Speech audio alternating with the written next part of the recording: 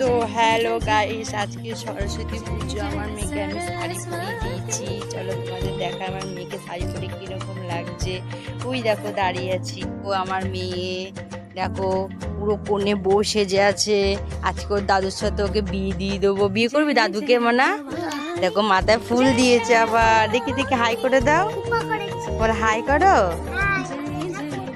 এই দেখো ঠাকুর। সরস্বতী পুজোর দিন ছোট্ট করে একটা নিউ ব্লগ করলাম, প্লিজ তোমরা দেখো। আজকে আমাদের কি কি রেসিপি হয়েছে সরস্বতী পুজোর দিন সেটা তোমাদের দেখাতে ভুলে গেছি। কোনো ব্যাপার না, দেখিয়ে দিচ্ছি। আমার মামা খাচ্ছে। এ দেখো গোবিন্দ চালের খিচুড়ি আর ঘ্যাট একটা আর পাঁপড় আর বেগুনি।